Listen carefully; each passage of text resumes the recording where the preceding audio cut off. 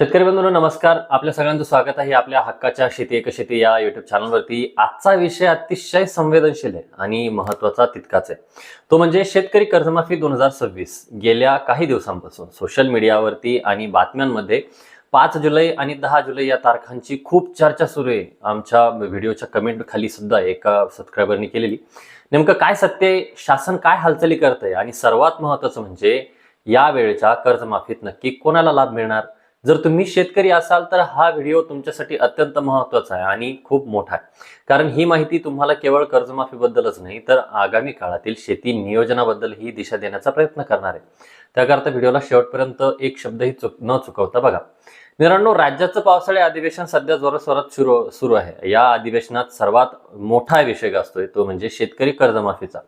शासनाने या कर्जमाफीसाठी तब्बल 20,500 कोटी रुपयांची पुरवणी मागण्या सादर केलेल्या आहेत. आता आपल्या मनात प्रश्न यायला हरकत नाही की इतकी मोठी रक्कम नेमकी कुठल्या निकषांवरती खर्च होणार आहे. चर्चा अशी आहे की यावेळी निकष अधिक सर्वसमावेशक असावेत.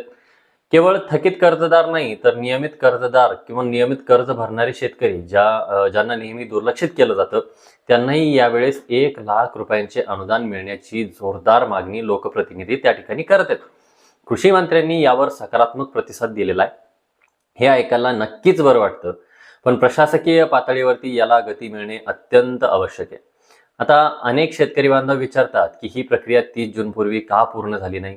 बघा मित्रांनो, सरकारी यंत्रणेत कोणतीही मोठी घोषणा जेव्हा होते तेव्हा ती अंमलात येण्यासाठी अनेक टप्पे त्या ठिकाणी असतात. डेटा गोळा करणे असेल, बँकेकडून पडताळणी करणे असेल, बायोमेट्रिक व्हेरिफिकेशन करणे असेल, यात बराच वेळ त्या ठिकाणी खर्च होतो. परंतु आता बँकांनी युद्धाच्या पातळीवरती काम सुरू केलेलं आहे. सगळा डेटा एकत्रित केला जातोय. जरी घोषणा 30 जूनची होती तरी तांत्रिक अडचणीमुळे आता 5 जुलै नंतर याद्या प्रसिद्ध होणार आहे हे आता निश्चित होतंय. यात गोंधळ होऊ नये म्हणून शासनाने थोडा वेळ घेतलेला आहे. अशी माहिती सूत्रांकडून मिळते की आता समजून घेऊया सर्वात महत्त्वाचा भाग कोणता. तर सर्वात महत्त्वाचा भाग 5 जुलैला यादी लागली तर पैसे खात्यात नेमके कधी येणार. बघा मित्रांनो, याद्या जाहीर झाल्यानंतरची प्रक्रिया नेमकी कशी असणार आहे. तर सगळ्यात पहिला पार्ट, राज्यपालांच्या माध्यमातून अधिसूचना आणि राजपत्र त्या ठिकाणी काढलं जाईल. पार्ट दुसरा, वित्त विभाग फायनान्स डिपार्टमेंटला निधीला मंजुरी त्या ठिकाणी दिली जाईल. तिसरा मुख्य मुद्दा, त्यानंतर सहकार विभागाला हा निधी हस्तांतरित केला जाईल. आणि शेवटी चौथा मुद्दा म्हणजे लेखाशीर्षातून थेट तुमच्या खात्यामध्ये रक्कम जमा होतील. आता ही जी काही साखळी आहे तर ही पार पाडण्यासाठी साधारण 8 ते 10 दिवस त्या ठिकाणी लागतात आणि ते धरून चला. म्हणून 10 जुलै नंतर प्रत्यक्ष रक्कम तुमच्या बँक खात्यात दिसायला आपल्याला सुरुवात होईल अशी अपेक्षा आहे. ही प्रक्रिया समजून घेतली की तुम्हालाही संयम ठेवणं आपल्याला सोपं जाईल. इतकंच नाही तर सध्या कर्जमाफीचे निकष बदलण्यासाठी राज्यभरात आंदोलनं आपल्याला सुरू झालेली दिसत आहेत.